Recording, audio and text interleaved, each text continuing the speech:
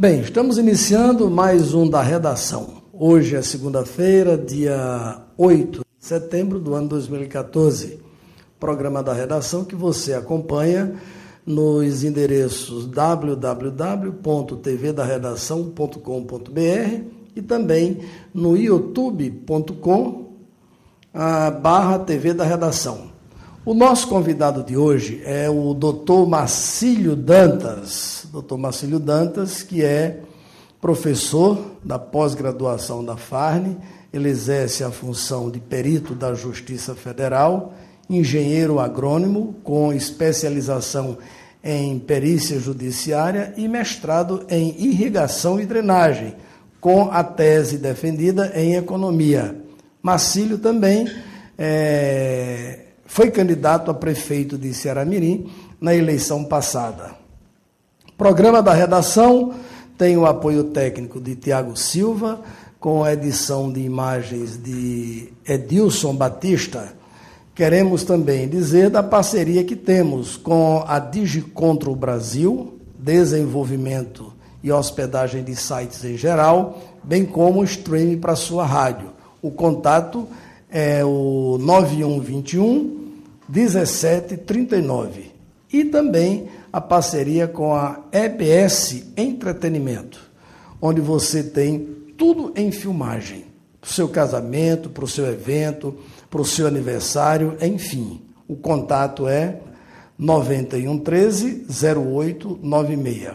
Programa da redação tem ainda a parceria com o Sistema Litoral de Comunicação, Jornal Litoral, Litoral FM Maracajaú e Blog do Irã.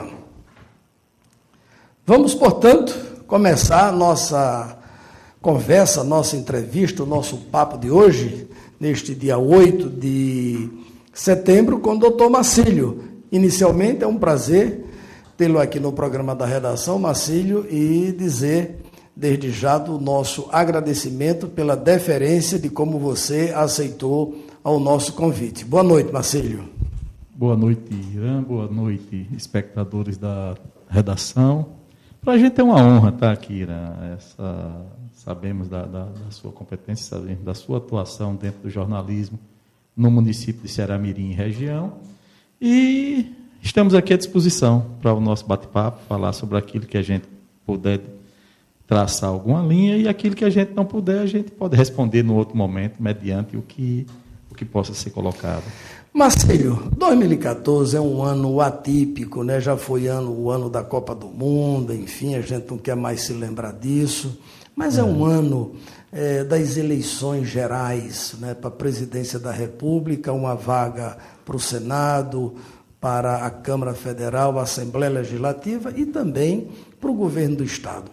Eu gostaria que você, Marcílio, desse aí a sua opinião.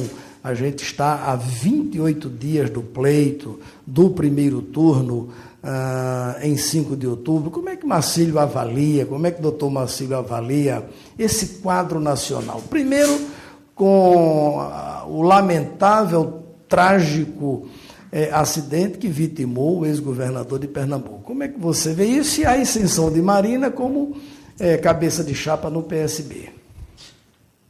Primeiro eu quero falar sobre a Copa do Mundo. Eu acho que se o Brasil tivesse ganho a Copa, com certeza o resultado da Copa iria influenciar nas eleições presidenciais. Eu não digo estaduais, nem proporcionais, mas presidenciais nós teríamos uma influência direta, porque gera otimismo, gera satisfação, gera uma esperança de futuro, faz com que a nação se envolva mais com tudo aquilo que a Copa do Mundo proporciona.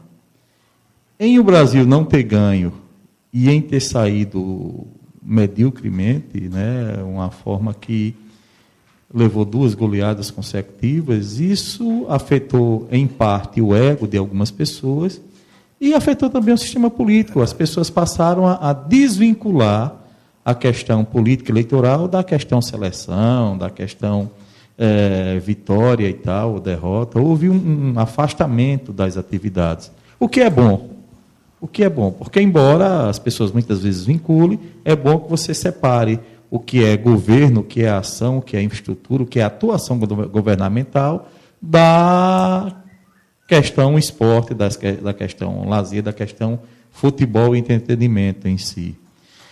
Com relação à eleição, nós tínhamos um quadro, nós tínhamos uma franca favorita, nós tínhamos a presidente Dilma como a provável vencedora do pleito de 2014. Era um pleito de cartas marcadas e ninguém sabia se haveria ou não segundo turno, aonde Aécio era o segundo colocado, mais bem posicionado, e Eduardo Campos era o terceiro colocado.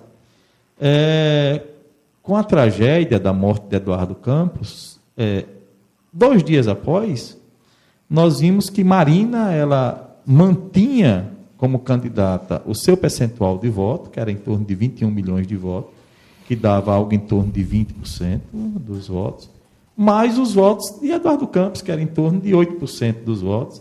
Ela passou no outro dia, 2 dias após a morte de Eduardo Campos, ela já estava com 28 pontos na pesquisa.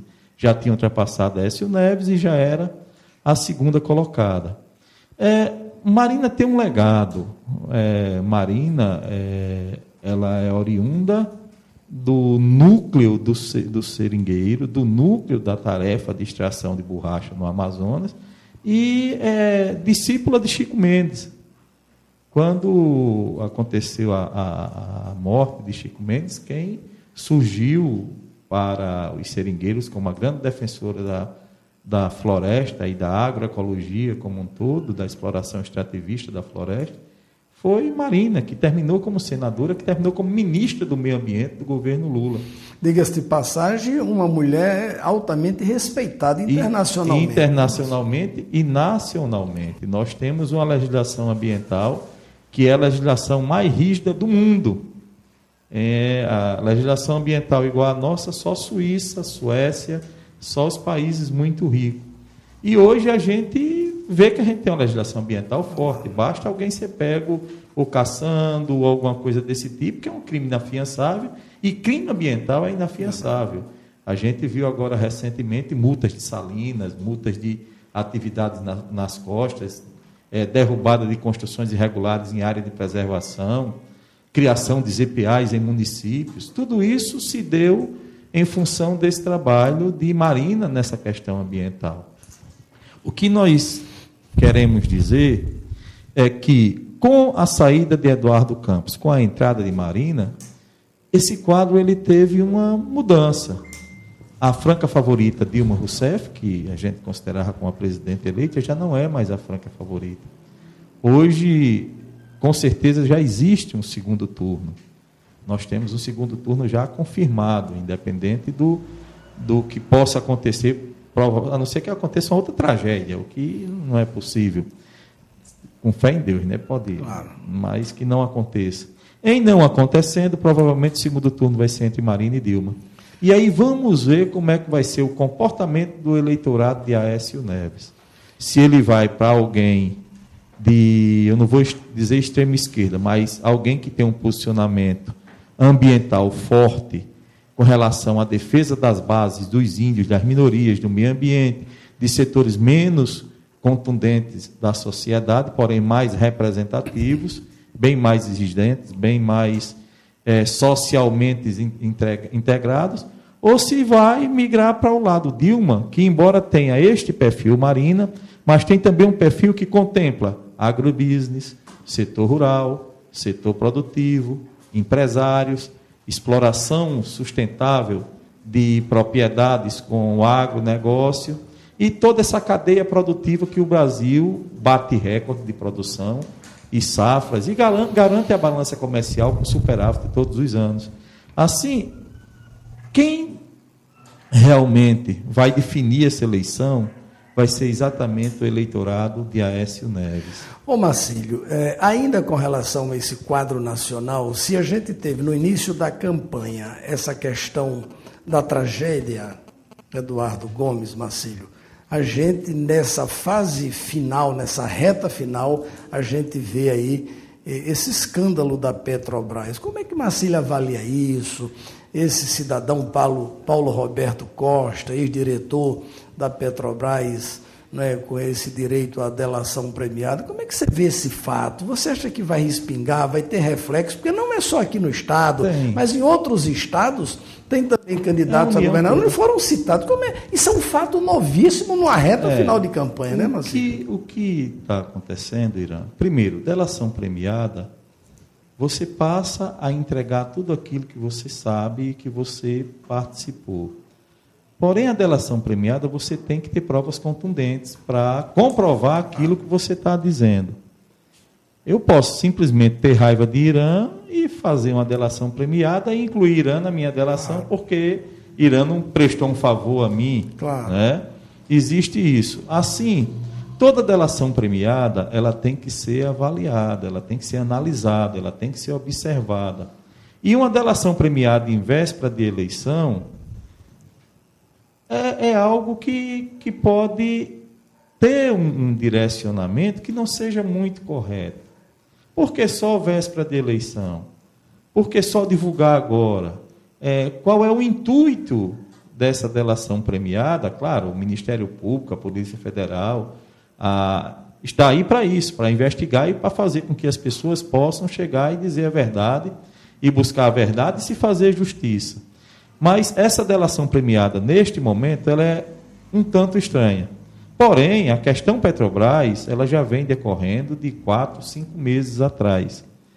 E a Petrobras, por ser a maior empresa do Brasil e a segunda do mundo em exploração petrolífera, concorrendo nos Estados Unidos de igual para igual, a Pasadena é um exemplo, que compraram superfaturada, porém, no último exercício agora, ela deu um superávit de quase 30% do valor da compra. Isso já foi até explicado tecnicamente e economicamente. Já. Assim, a questão refinaria, a questão petróleo, tem um jogo de balança cambial e de fluxo de caixa dentro das bolsas de valores, que só quem explica é quem está naquele meio mesmo. Mas em relação ao respingo político, com certeza vai respingar. Com certeza vai respingar, porque no momento que você é citado numa delação premiada, daqui que você venha confirmar ou justificar que você não faz parte, o bonde já tem passado e às vezes você não consegue explicar. Só para lembrar um fato, João, o Irã, eu era amigo pessoal de João Faustino, o professor João Faustino, quando nós trabalhávamos no Colégio Agrícola. Aliás, de saudosa memória, grande político do Estado. João foi... injustiçado, inclusive. Teve sua vida. Quando eu falo em delação premiada, isso. Houve uma delação premiada, citaram o nome de João Faustino, a Polícia Federal entrou na casa de João, invadiu de madrugada, arrombou, levou documento, tudo. João foi fazer direito. Foi estudar direito, que era para poder fazer a defesa, porque os amigos sumiram. E aí ele tinha que estudar para poder se defender e conversar com alguns e fazer a defesa.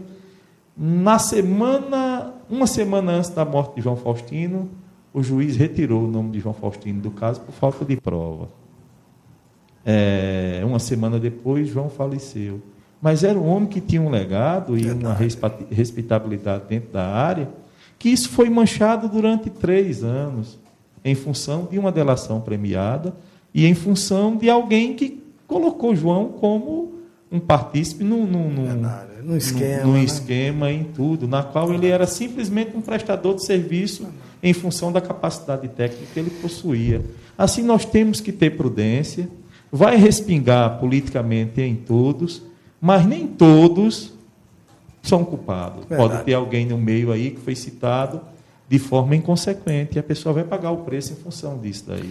Marcílio, para a gente terminar um pouco essa questão nacional, as eleições deste ano traz um reflexo de um acontecimento de mobilização social muito grande, interessante, partido da juventude, das pessoas, que inicialmente deve-se tirar o chapéu pela forma ordeira, educada, embora que depois tenha se descambado para um outro rumo que ninguém aprova, mas os movimentos sociais, junho de 2013, você acha, desses candidatos que aí estão, Qual dos candidatos ou candidata poderá interpretar? Porque no início, segundo o Antônio Lavareda, cientista político, Marcílio, ele disse que estava se buscando um intérprete para essa massa, para essa juventude que se expôs.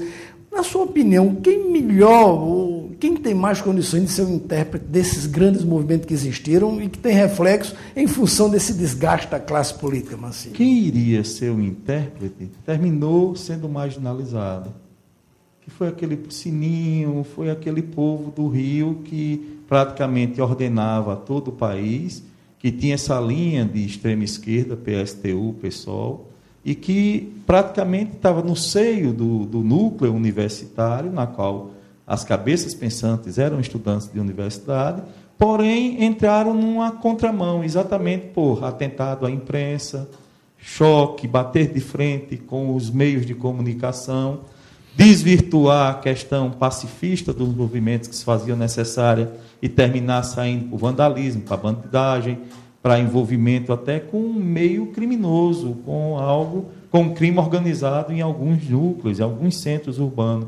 Assim, quem poderia ganhar com este movimento de forma política perdeu-se ao longo do tempo porque teve esta radicalização e este envolvimento com o submundo. Com a violência, com a baderna. Houve isso, incendiar 20 ônibus, tal, não sei o quê, perdeu-se nisso. O que é que acontece? Esse jovem hoje, o jovem universitário, pós-revolução, pós-militarismo, ele é um jovem que ele questiona todos os dias. Na nossa geração, a gente questionava, mas a gente questionava e já questionava como se fosse para romper com o sistema. O jovem hoje não. Ele questiona, ele analisa, ele forma uma opinião e ele vai para a discussão, para o debate. Mas aí eu pergunto, Marcílio... Hoje, sim, pois não. Nessa sua linha mesmo de raciocínio, eu estou perguntando dos candidatos à presidência da República, quem poderá ser o intérprete dessa massa? Leva mais vantagem? Que o número de eleitores indecisos ainda é muito grande. Quem leva mais vantagem, com certeza absoluta, é Marina. Primeiro, não foi governo. Segundo, é o novo. Terceiro, entra nesta classe universitária por ser professora de História de formação, por ter sido alfabetizada já na fase adulta, por ter cursado universidade pública e por ter esta facção esquerda mais bem expressada. Ela está pegando uma esquerda social que vem do PSB, está pegando uma esquerda ecológica que vem do sistema rede, pega o núcleo mais radical do PT, do qual ela fazia parte, é aquele pessoal que defendia o PT mesmo na fase de introdução e de fundamento, na época que o partido foi fundado, e pega esses migrantes do PSTU, do PSOL, do PTB, desse pessoal que fez esse movimento, que levou às ruas. Assim, Irã, com certeza, como eu disse que quem define a eleição é o eleitorado de Aécio, mas quem complementa e dará a vitória vai ser esse povo que foi às ruas. Ok, estamos conversando com o Marcílio Dantas, a gente vai um breve intervalo e voltamos agora falando um pouco, né, do Rio Grande do Norte. Voltamos já.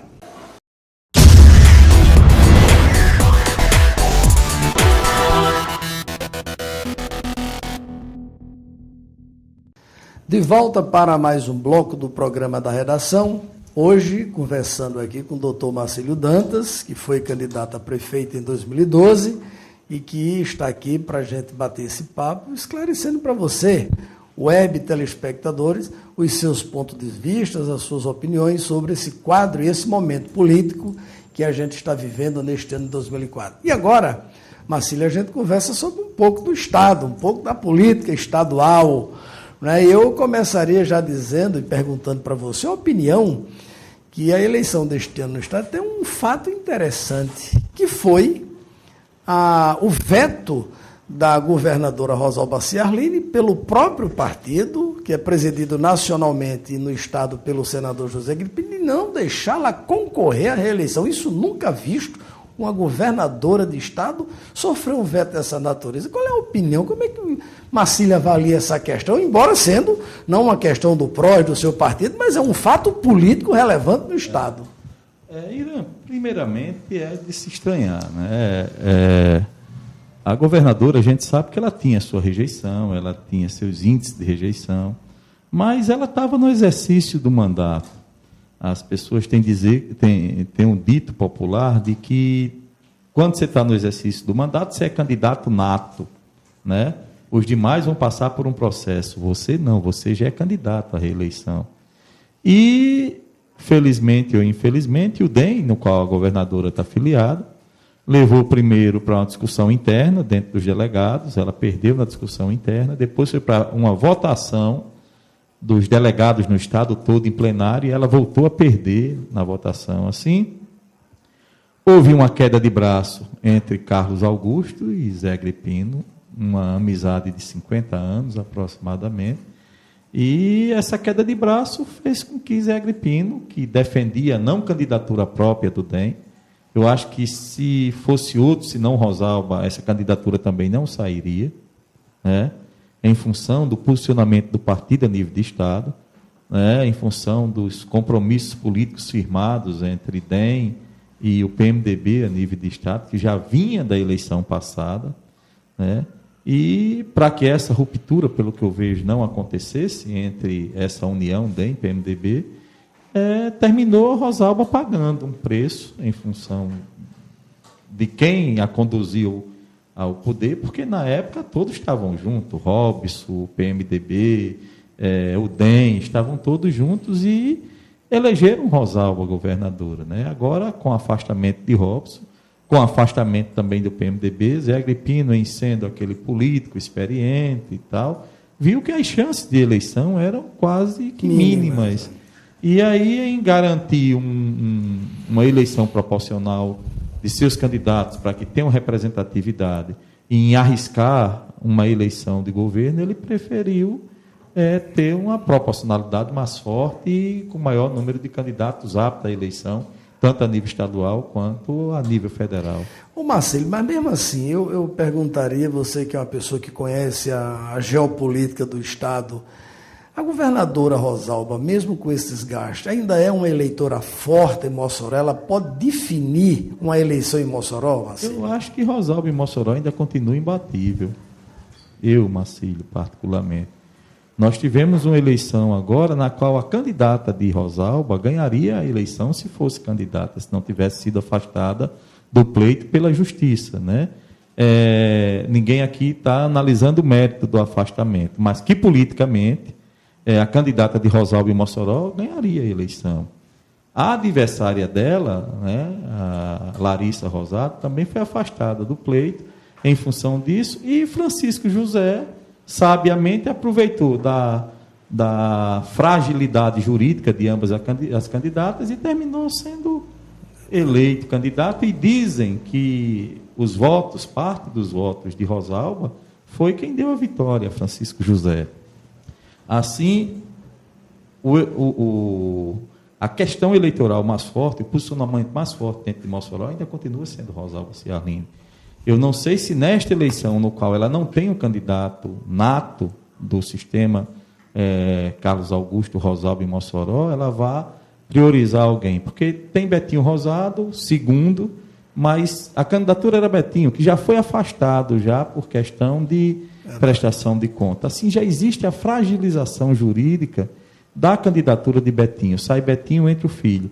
Talvez as pessoas analisando, como analisaram na eleição passada, tem aquela questão crítica também. O eleitor não vai cegamente seguir o seu líder político. Betinho vai pagar um preço pelo pai e pelo tio e pela família. Então, está passando um momento difícil com relação à fragilidade do Estado e com relação aos casos que aconteceram em Mossoró. E tem duas candidatas ainda, tem Sandra Rosado e tem Fafá. Fafá fez um governo excepcional em Mossoró, continuando aquilo que Rosalba iniciou, né? Tem um legado dentro da cidade, e Sandra é a oposição dentro de Mossoró. É aquela mulher guerreira e que vai para a luta, que está ali brigando, tem aquele perfil de quem não desiste nunca, de quem sempre está indo à luta.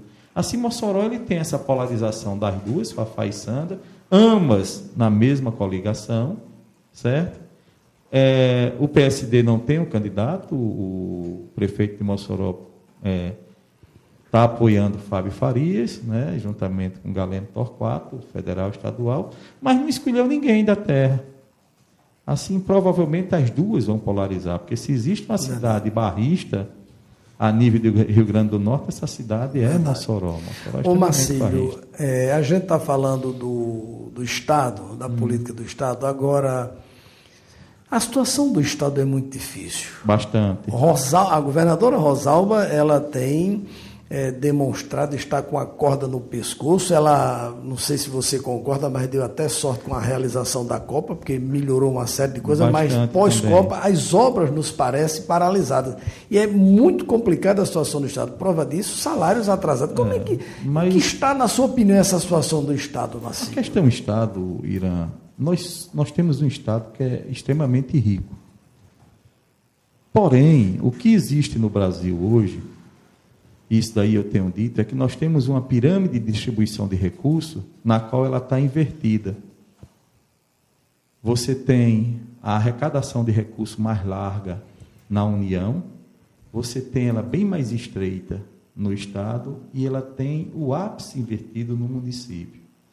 Assim, essa dívida interna que existe entre o município, o Estado e a União, isso só tende a se agravar porque os recursos em que os estados e município arrecadam são pífios, exceto São Paulo, exceto Rio, exceto alguns municípios de Santa Catarina e Rio Grande do Sul. Mas, forte mesmo, São Paulo. Os demais estados, todos eles estão em dificuldade em função da dívida interna e em função dessa má distribuição de recursos que existe a nível de Brasil.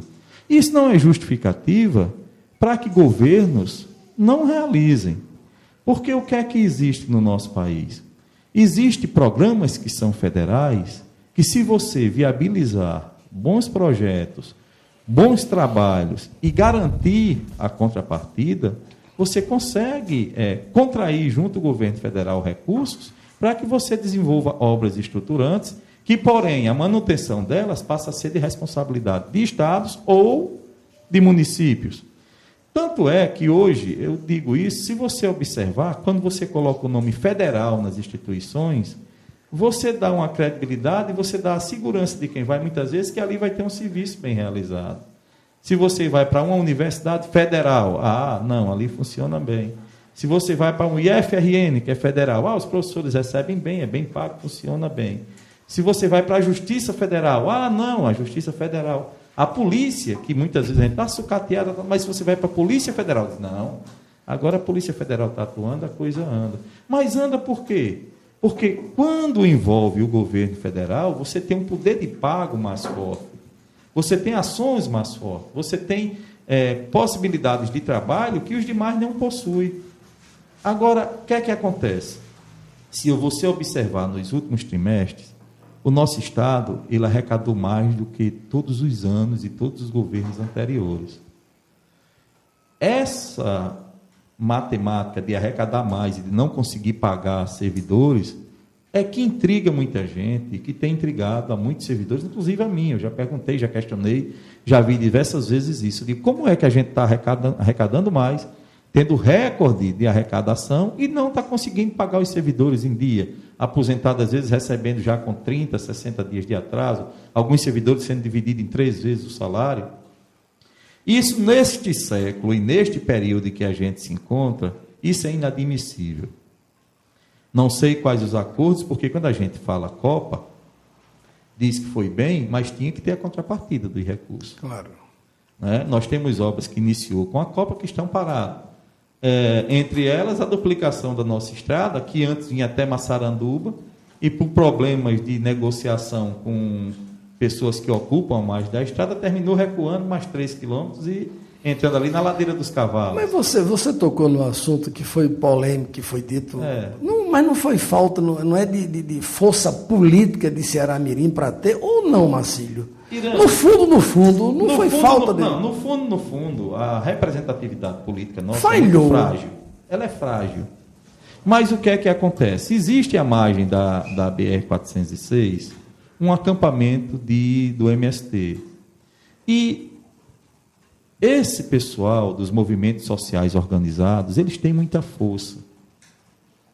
Para que um governo remaneje um acampamento desse, ele tem que ir para a mesa de negociação, discutir, fornecer garantias e fazer com que isso daí aconteça. Se você observar, o projeto original de acesso ao aeroporto era através daquela estrada de Serrinha, da estrada que vem até a subida do Massaranduba e entra para a Serrinha. Se você observar o acesso que foi feito hoje, ele pega para São Gonçalo, ali na Ladeira dos Cavalos, quando chega lá próximo a São Gonçalo, ele faz uma curva quase de 90 graus para poder pegar a estrada de Serrinha no final. Assim, em função desses problemas que iriam ter de desapropriação, de negociação com movimentos sociais que estavam à margem da BR, sabiamente ou esperteza, de forma esperta, que não tenha sido sábia, mas sim uma esperteza, mudou-se o trajeto e se fez rapidamente o acesso, porque também se fosse negociar, o aeroporto estaria concluído e não estaria feitas as vias de acesso. Para você ter só uma ideia, Irã, se você observar na mão que ia ser construída, ela foi construída em parte e as outras não foi feita porque ainda existe litígio. E o dono do imóvel diz, não, eu tenho algo aqui que eu não vou ceder. Só que isso, olha, nós tivemos 7 anos de preparação para isso.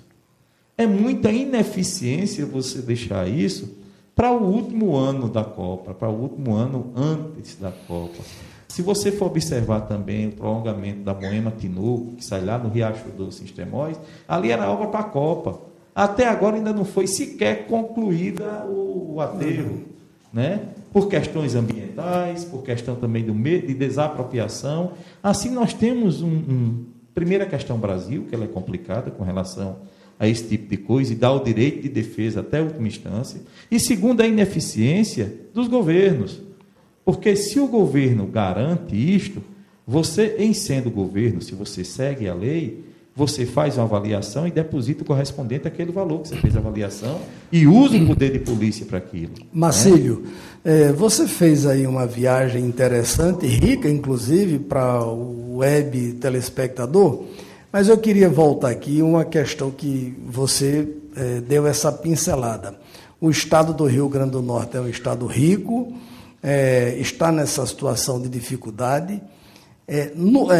Deu também a entender, e é isso que o internauta está entendendo, a questão dessa pirâmide, ou se tem uma reforma tributária para mudar essa situação, então a gente não vai chegar lá. Agora, nesse quadro, Marcílio, o Rio Grande do Norte, aqui no Nordeste brasileiro, que está nessa situação, enquanto outros estados, e aí vem Bahia, vem Pernambuco, vem Ceará, a própria Paraíba deu uma avançada em suas situações e tal. Mas então, por que o Estado do Rio ficou dessa forma? Não, porque houve uma federalização do Estado.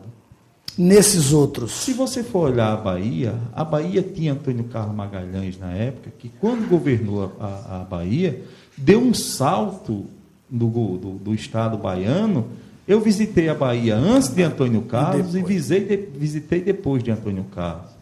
Eu fui no Cerrado Baiano, Irã, era coisa de primeiro mundo. Eu visitei lá umas propriedades do grupo do Hiper Bom Preço, que o governo do estado cedeu naquele projeto da Chesf, ali em Barreiros, e saindo da Chesf em caminho do Sobradinho, subindo para Sobradinho e Juazeiro e subindo, não no lado de Pernambuco, mas no lado da Bahia.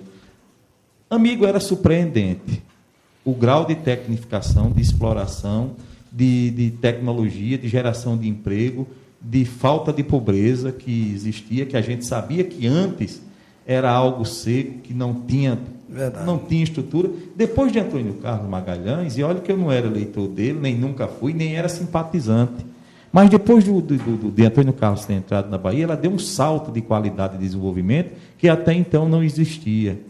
No Ceará, a mesma coisa. Quando os coronéis foram afastados, que entrou a fase Tássio Gereçá mais os Gomes, Ciro e Cid, a mesma coisa aconteceu com o Ceará. Projetos estruturantes, Mendubim, polos irrigados, toda essa coisa, recursos federais aplicados, garantia de pago em contrapartida, faz com que o Estado, você pegue o polo industrial do Ceará, o polo de confecção, o polo de geração de emprego e renda, é algo que vocês hoje se equipara a São Paulo. São Paulo chegou a reclamar do Ceará em função de incentivos fiscais que eram concedidos. Briga, nessa disputa. Isso, nessas disputas estaduais que tem, São Paulo chegou a reclamar do Ceará porque as pessoas estavam migrando não para Fortaleza, e sim para o interior cearense. E no interior cearense estavam se tornando viáveis o que não estava acontecendo em São Paulo. Com relação à Paraíba, a mesma coisa, com uma vantagem. A Paraíba interiorizou o ensino superior. Toda cidade de médio porte da Paraíba hoje tem uma universidade. Federal ou estadual. E poucas são as particulares. Mas você tem Areia, você tem Bananeira, você tem Patos, você tem Solânia, você tem universidades no interior da Paraíba de qualidade, que você chega e vê que realmente está atuando. Assim, a Paraíba, Campina Grande, tem um núcleo de tecnologia e de medicina e de ciências sociais que não são todas as capitais que tem. Assim, a Paraíba, além de ter esse grau de desenvolvimento, fez com que houvesse a interiorização do ensino universitário. E, por último, eu deixei por último, Pernambuco. Você vai na Paraíba hoje, quando você passa a Goiânia, que você vai entrando em Pernambuco, você vê logo aquela fábrica da Fiat. E aquela fábrica da Fiat, ela trouxe uma unidade para a fabricação de motores e peças automotivas para o mundo todo. Na época da fábrica da Fiat, eu estava com um trabalho lá no Suape, estava fazendo um trabalho em Suape, e eles passaram o sábado e o domingo com a BR fechada, que era para transportar as peças do Suape para a fábrica. Era uma fila só de caminhão. Você não viu o primeiro nem viu o último. Era uma fila de caminhão transportando material para aquela fábrica. Aí isso fortaleceu Eduardo Campos. Eduardo Campos fez, em pouco tempo, em Pernambuco, restaurou o Suape, começou a refinaria, fez a fábrica de automóveis, trouxe a unidade de motores e potencializou o interior pernambucano. Você tem hoje Santa Cruz do Capibaribe, você tem Caruaru, você tem o que... Eu me lembrei agora de Orione Barreto. O que Orione dizia aqui em Ceará-Mirim, em 89, 88, a questão da Sulanca, não sei o quê. Ele era um entusiasta disso daí, na época que estava engatinhando isso. Pernambuco fez isso muito bem. E isso é aquela economia informal, Irã, que faz com que o feirante vire empresário. Verdade. E a distribuição de renda passa a ter no interior. Assim, esses estados, aproveitando-se da questão política, de políticos fortes a nível de Brasília, e eu destaco também os Coelhos lá em Petrolina, né, porque o Vale do São Francisco, a Codevasf, teve a participação direta dos Coelhos, no qual Eduardo Campos também participou disso. Assim, tudo isso são exemplos que a gente tem nos demais estados nordestinos, que fez com que esses estados crescessem. E o Rio Grande do Norte, mesmo com potencial natural, tem ficado para trás. Bom, a gente vai dar aqui um pequeno intervalo, mas nós vamos voltar ainda sobre esse quadro da questão do Rio Grande do Norte com o Marcílio. Voltamos já já.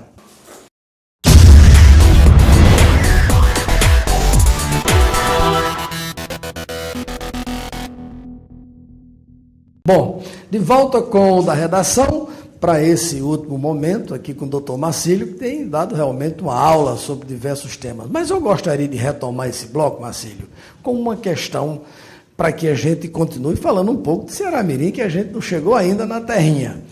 Marcílio, esse quadro que se pinta hoje no Estado, que se vive, é um quadro plausível, um quadro que é até temeroso. Eu não sei como os candidatos vão enfrentar isso. Eu perguntaria para Marcílio, isso não é reflexo deste governo, de 3 anos de governo. Isso é uma coisa que vem se sucedendo há 10, 20, 30, 40 anos.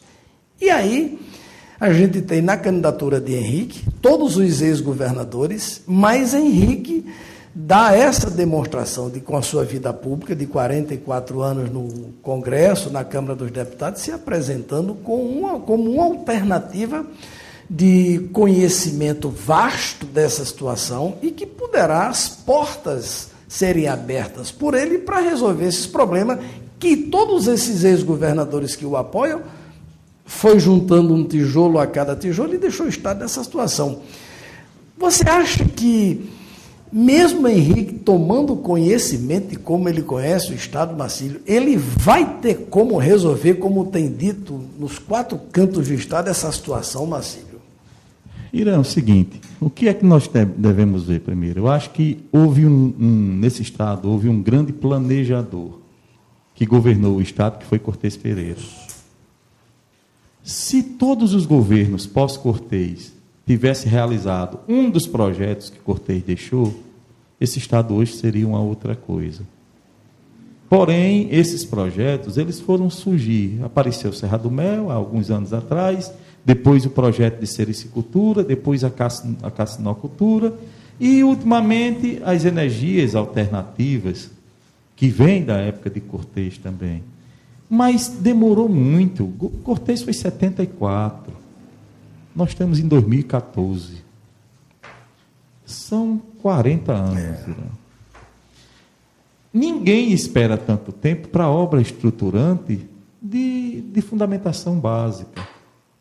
Porém, no bloco anterior, nós traçamos o que era o Nordeste, o que foi que se transformou alguns estados do Nordeste, após alguém de influência em Brasília assumir o Estado, e transformar o Estado em função dessa captação de recursos, em função da influência que tem em Brasília. Hoje, no Estado do Rio Grande do Norte, talvez por isso essa coalizão de partidos socialistas com partidos de direita, de extrema-direita, com partido social-democrata, com diversas facções dentro de uma mesma coligação, com 19 partidos, com prefeitos do DEM, prefeitos do PT, prefeitos do PSD, tudo isso indo para Henrique, expressando o apoio a Henrique, a classe política, na sua grande maioria, com Henrique, exatamente em função dessa visão, Irã. Essa visão de alguém que tem uma influência naquela base maior da pirâmide, que pode pegar o Estado e, sendo bem assessorado, elaborar e pegar projetos que não foram feitos aí, elaborar e garantir poder de contrapartida e viabilizar essas funções de Estado, que isso só existe no Brasil. Você tem que ser expert em Brasília para poder você ser um bom administrador. Se você não for expert em Brasília, provavelmente você não administra bem. Está aqui os resultados nossos, aqui mesmo, e até da própria governadora. Era senadora, mas não tinha esse livre trânsito em Brasília. O que conseguiu foi até através de Henrique. E eu vi matérias ultimamente, né, até de pessoas do PSD mesmo, o próprio Fábio Farias, falando de Henrique antes desse desenho, desta concretização do quadro político, mas o próprio Fábio falando que era secretário, que agora ia e que tal, e que o presidente Henrique ia viabilizar as coisas, essa coisa. Assim, existe algo a nível de Estado, existe essa, eu não vou dizer ansiedade, mas existe algo no Estado que os políticos estão ansiosos mesmo, para ver se Henrique faz algo. É como se Henrique fosse aquela pessoa que, como funcionou bem em Brasília, porque tudo que você vai ver tem o dedo dele. E FRN, o dedo de Henrique, projeto Apodi, dedo de Henrique, projeto Baixa Sul, dedo de Henrique. Escândalo da Petrobras. Dedo de citam Henrique, né? Tudo que acontece tem o dedo dele. Provavelmente esse homem tem uma influência muito grande em Brasília, e em função dessa influência, provavelmente é quem tem mais condição de viabilizar algum tipo de investimento no Estado. Bom, Marcílio, uma das coisas que a gente acha interessante na campanha, e aqueles observadores mais atentos, é de que um jargão da eleição de Henrique é de que estão juntos e misturados. Todo esse pessoal aí. Eu perguntaria, Marcílio, como é que vai estar todo mundo junto e misturado? Eu queria fazer aqui uma colocação feita por Gel, que ele disse assim, não, ele numa entrevista numa emissora aqui de Ceará, ele disse, não, eu estou junto, misturado não. Como é que você vê essa declaração dele, que não está misturado, mas está junto? E aí Júlio César já diz o seguinte, Irã, pior é misturado, porque junto você se separa, mas misturado você não tem como. Como é que você vê essas duas coisas? Qual é a sua opinião desse junto e misturado? Você mesmo que está nesse palanque, nessa coligação, tem alguma coisa a ver, Marcílio? Algum reflexo já para 2016, Marcílio? Se nós dissermos que não tem, está se falando a inverdade, né? Toda eleição ela mostra um reflexo para a eleição subsequente.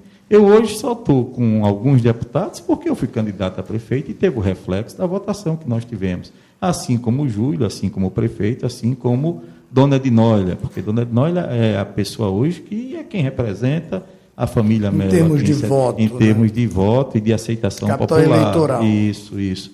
Assim, nós que disputamos o pleito passado, se a gente disser que não vai interferir no próximo, vai. Questão de declaração em rádio, de pronunciamento, é muito momento e é muito a questão de mídia, de o pessoal, não, junto e misturado para ver se puxa voto, se tira voto, aí o outro diz acordão para ver se tira voto, se puxa. É mais a questão desse pessoal do marketing, da política, que são os famosos marqueteiros, que usam isso em forma de mostrar mais competência, de mostrar algo, aquilo. Eu, particularmente, eu defendo meus posicionamentos. E assim, meu posicionamento com relação a nível de Estado, eu sou do PROS, o PROS tem um federal. Eu estou à disposição do gabinete de Gustavo Fernandes há alguns anos, eu estou com Gustavo Fernandes. Para não ser incoerente com a situação, eu vou com Vilma e acho que Henrique é o melhor candidato em função dessa... E para presidente?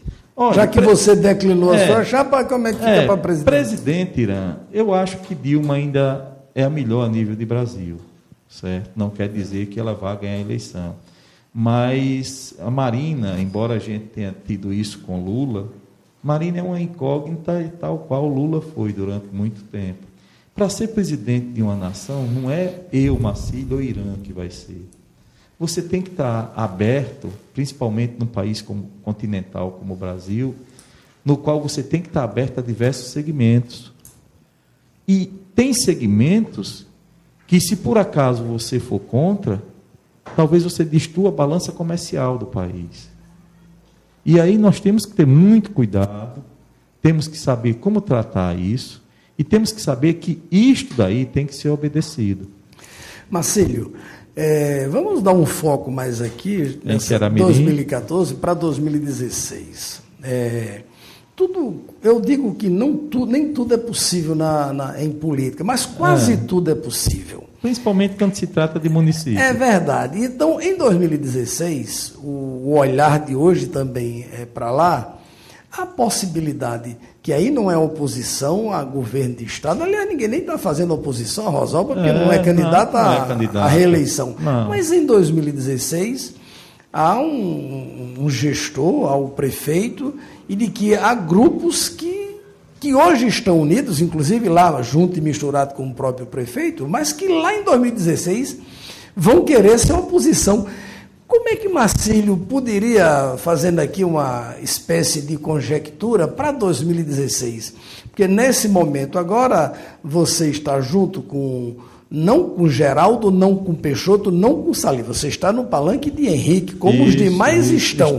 Agora, há essa possibilidade da oposição ao governo municipal em 2016 se unir, espírito público para todo mundo se unir e estar à oposição à administração atual, ou poderá alguém desse grupo estar junto com o prefeito Peixoto para indicar o candidato à sua sucessão? Se vai estar com Peixoto, eu não sei, viu, Irã? Agora, o que existe, você sabe muito bem disso, a política é a arte de unir os contrários, né?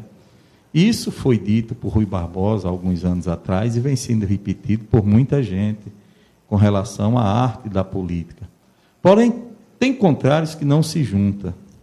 Uma vez Vicentinho, que é de Acari, que é nosso conterrâneo aqui do Estado, ele sendo deputado, ele foi convidado para ser padrinho do filho do presidente da Fiesp. E o presidente da Fiesp disse que da Fiesp. E o presidente da Fiesp disse que era uma honra. Ele disse que para ele era uma desonra. Assim, esta passagem, quando você estava falando, tem determinadas coisas que é muito difícil você misturar. Nós temos uma oposição em Ceará-Mirim, na qual todos já se entenderam há algum tempo na vida.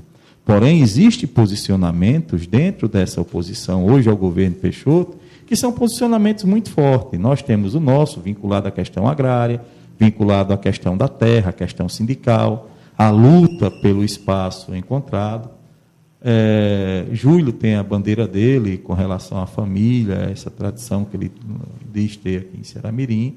O Grupo Melo passou um tempo do sistema sucroalcooleiro, na qual fez com que a cidade fosse adiante, mas também segurou a questão do desenvolvimento da cidade em função desse setor e perdeu o time de que Ceará-Mirim deveria ter aproveitado. Mas, de qualquer maneira, e Salim, um comerciante respeitável, foi político no outro município também, de qualquer maneira, todos os 4 que eu citei aqui têm algo em comum, que é Ceará-Mirim. Quando falam em Ceará-Mirim, aí citam sempre os 4 mais o prefeito Peixoto. Se houver um entendimento dessa oposição, eu não tenho dúvida de que provavelmente essa oposição fará o sucessor do prefeito Peixoto. Agora, o mais importante, Irã, a questão não está em você fazer o sucessor. A questão está em você olhar que Ceará-Mirim hoje tem um dobro populacional que não passou no censo. Ceará-Mirim hoje tem algo em torno de 6 mil residências novas, que são 6 mil famílias que migraram para o centro dentro urbano. Da cidade antiga. Isso. E isso, a gente está vendo os problemas, questão de violência, questão de abastecimento d'água, questão de transporte público, questão de mobilidade urbana, questão de preservação das questões do meio ambiente. Você tem hoje, não tem fluxo viário dentro de Ceará-Mirim. Você não tem sistema de telefonia dentro de Ceará-Mirim. Hoje ninguém usa mais telefone de casa. Só telefonia móvel, que já está em desuso mesmo de casa, mas na região metropolitana, essa telefonia ela se faz até mais barata e é mais fácil de uso. Só que Ceará-Mirim está fora disso. E Ceará-Mirim não definiu se é metropolitano ou se é Mato Grande. Se é Grande Natal ou se é Mato Grande. O que acontece hoje que a gente vê é que a gente fica com as mazelas da Grande Natal e fica com os problemas do Mato Grande. A gente nem se beneficia do que é Mato Grande, nem se beneficia do que é Grande Natal. Mas aí, Marcílio, você atribui a que fator essa questão dessa indecisão? Primeiro, a ineficiência do governo municipal. A verdade tem que ser dita. E segundo, Irã, nós trabalhamos com um plano diretor que foi confeccionado para o município com a perspectiva de crescimento do setor sucroalcooleiro, no qual região que era para ser transformada em regiões industriais, em áreas de ocupação urbana, em áreas de desenvolvimento urbano, essas regiões elas ficaram como sendo regiões rurais e houve um desvirtuamento da questão do crescimento da cidade.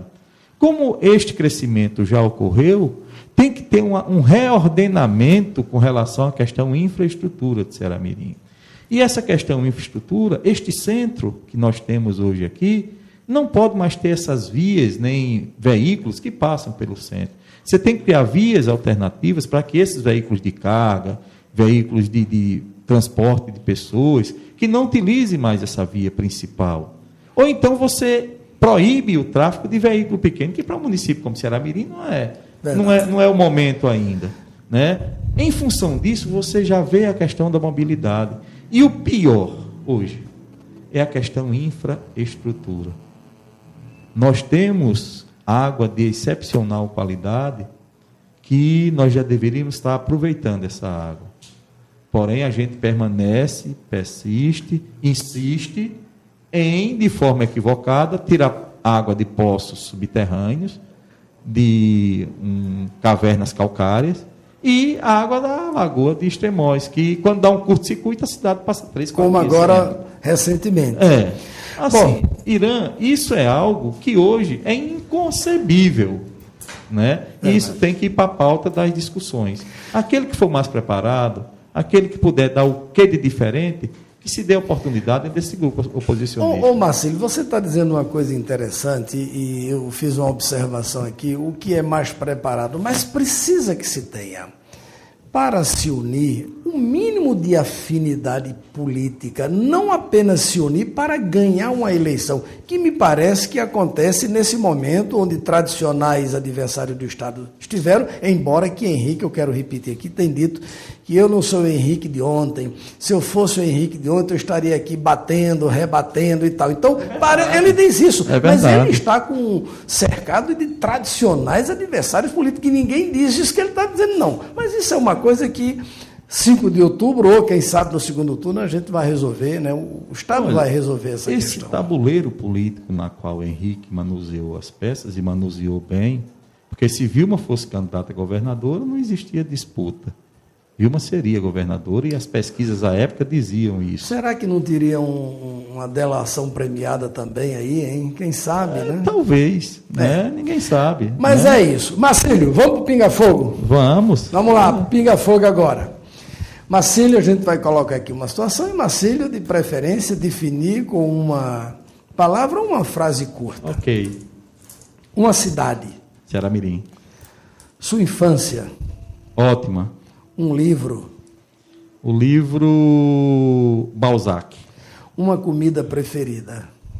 Comida preferida, eu acho que uma moqueca de peixe é excepcional. Um time. ABC. Um jogador de futebol. Alberi. Candidato ficha suja. Deve ser excluído. Democracia. Solução de todos os problemas, ineficiente, porém prática. Liberdade de imprensa. Excepcional. Censura. Não deve existir. Um líder mundial. Mandela. Um político nacional. Lula. Um estadual. Garibaldi. Governo Dilma Rousseff. Cheio de acertos, porém enveredou por um lado negro da política.